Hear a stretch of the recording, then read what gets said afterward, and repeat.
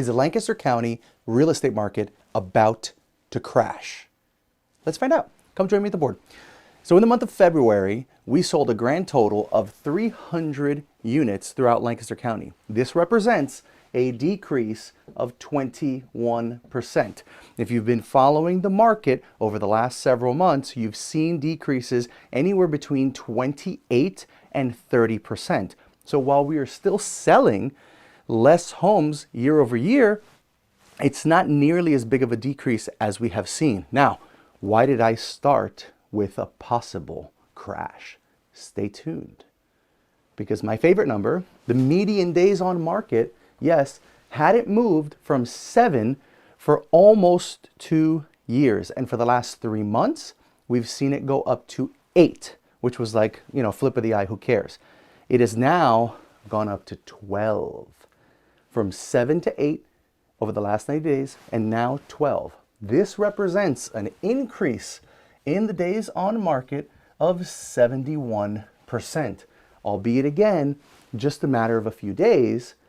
And I will say, compared to some of my colleagues in other parts of the country, whose days on market back in August and September quadrupled and sometimes went up, 5 or 6 times what they were, we're still not even at double what they were previously, and they were pretty small previously. Single digits for 2 years is a huge thing.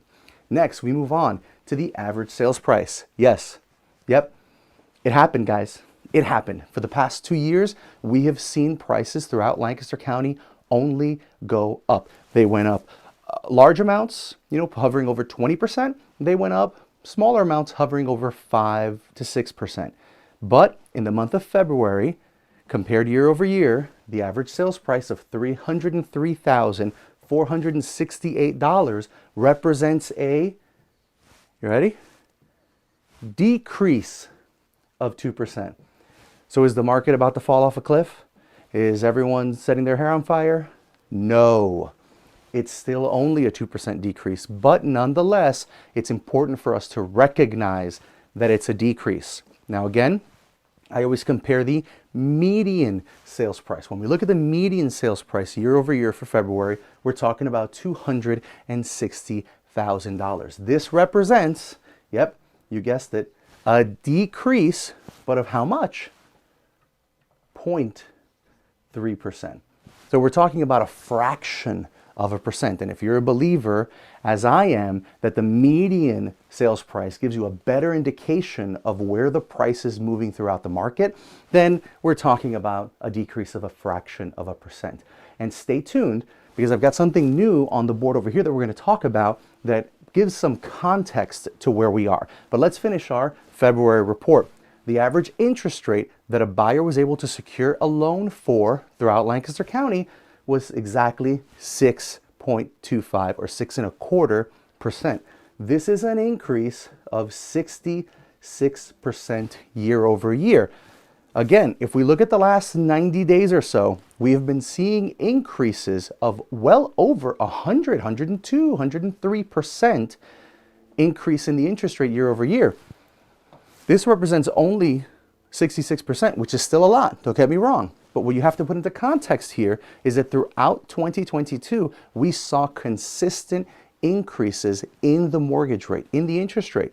So the difference between last year to this year is going to be much lower than if we look at the year prior, for example. So that's why you're not going to see really 100, 105, 106% increase in the interest rate.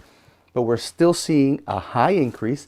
That's knocking buyers out of the market. Some buyers, not all the buyers, obviously, because we're still selling 300 homes and for a good amount of money. Now we move on to something different. Well, I wanted to put these decreases into context. So I went back another year to the 2021-2022 year for the month of February. So the same thing we do here. The average sales price for that month was $305,944,000. The median sales price was $236,500. These two represented at the time an increase of 20 for the average and an increase of 10% for the median. So why does this matter? Why am I bringing this up? Because the prices that we're comparing the month of February in 23 to, the year prior, were up 20 and 10%. So they had a huge increase in the sales price back then. So to see a drop a year later of such small magnitude, again, is what we have to look at to determine if we're falling off a cliff and the market is crashing. It isn't. What does all of this mean? It means if you're a buyer and you're in a good, strong position, you can be strategic and potentially negotiate a better term for the purchase of the home of your dreams. If you are a seller, it means that prices are still strong. And if you've held the home for 5, 10, 20, 30 years, I guarantee you didn't pay anything close to these numbers. And so you've got to have a bunch of equity, and that may make the decision to sell a wise move. Of course, there are other factors. So I know this is a longer video than I usually do, but I'd love to get some feedback.